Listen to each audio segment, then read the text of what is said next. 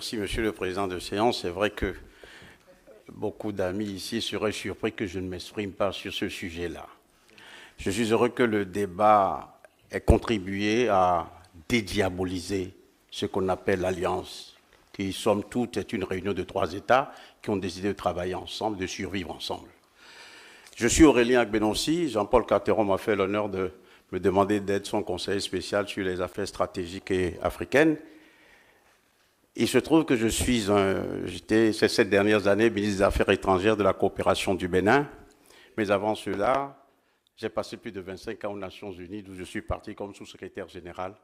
Et je suis arrivé au Mali comme coordonnateur résident, coordonnateur humanitaire, 10 jours avant le coup d'État de Sanogo, qui nous a conduit à tout ce que l'on sait aujourd'hui. Donc, c'est presque un devoir moral pour moi de m'exprimer dans ce débat pour dire 3 ou 4 choses. La première, c'est que lorsque nous nous engageons, lorsque les États s'engagent à sanctionner les prononciaments, les coups d'État militaires, ils oublient quelque chose de très fort, les coups d'État institutionnels.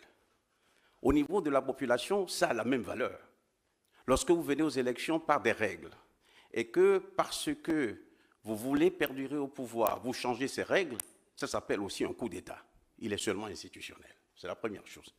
Je dis toutes ces choses que j'ai apprises par ma petite expérience de ministre libre qui aujourd'hui donne des conférences à l'université, va parler dans des associations de femmes, que ce soit au Bénin, en Afrique ou en Europe, ou même en Amérique latine. Donc c'est la première chose. La deuxième chose, c'est le fait que les États doivent respecter les règles qu'ils se donnent. Le ministre Abdoulaye Diop, qui a partagé avec moi ce qu'on appelle les valeurs de l'action humanitaire, c'est que, quelle que soit la sanction, quelle que soit la situation de belligérance, on ne touche pas à la dimension humanitaire. On ne peut pas prendre des sanctions qui vont conduire à la mort de bébés, qui vont conduire à la mort des femmes, qui vont conduire à la destruction de populations innocentes qui ne comprennent même pas ce qui se passe. Et ça, on l'a fait. Et le fait que des institutions, des États, que je respecte parce que je sais que c'est des États sérieux, que le fait que des institutions, des États aient soutenu cette approche, et spécialement, je me suis senti très interpellé lorsque l'ambassadeur du Niger a parlé tout à l'heure. Lorsque des institutions des pays sérieux soutiennent cette démarche, je trouve que cela est inacceptable. Et si notre forum peut rappeler ces principes en disant, quand il s'agit d'humanitaire, c'est un no-go en ce qui concerne les sanctions, quel que soit ce qui se passe. Faire vivre les enfants, faire vivre les femmes, faire vivre les populations civiles, c'est une règle qu'on doit respecter. La troisième chose, c'est que aujourd'hui, vous avez une sorte d'éveil de conscience de la jeunesse. Le paradigme a changé complètement. Lorsque je vais parler dans les universités, les gens m'interpellent. J'ai eu des questions sur l'AES, dans une université du Bénin, où les jeunes disent, mais pourquoi est-ce que vous diabolisez ces États qui se sont organisés pour survivre? Quand au Mali, Kidal est resté occupé pendant des années et que vous n'avez pu rien faire, vous les autres États africains, ils ne parlent même pas des États occidentaux. Et c'est déjà une jeunesse consciente qui ne jette pas la pierre aux puissances extra-africaines. Ils interpellent les autres États africains. Mais qu'est-ce que vous avez fait? Vous n'avez rien fait, ils se sont organisés, ils ont trouvé d'autres partenaires.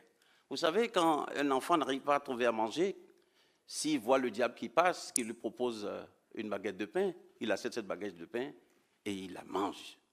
Et donc, ça aussi, ce paradigme est en train de changer, où la jeunesse, en Afrique de l'Ouest, je ne vais pas dire qu'elle se radicalise, je vais dire qu'elle se conscientise. Et il faut éviter qu'elle se radicalise. Parce que moi, j'ai vécu dans cette organisation qu'on appelle Nations Unies, où c'est l'interdépendance, c'est la capacité de comprendre que nous sommes tous engagés dans un monde commun. Et la pandémie de Covid nous l'a montré. Nous sommes tous vulnérables face à certains défis. Donc, il faut que nous fassions en sorte que les jeunes, au-delà de leur conscientisation, ne se radicalisent pas.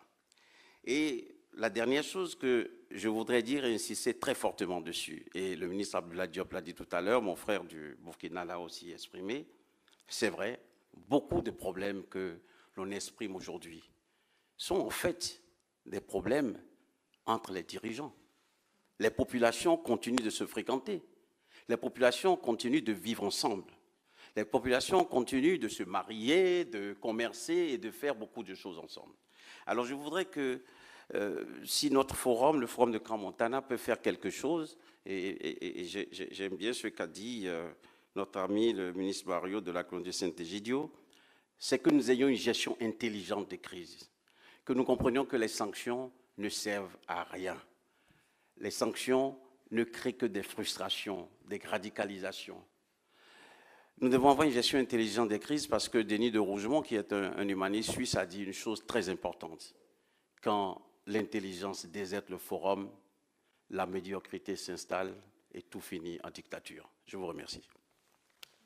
Merci.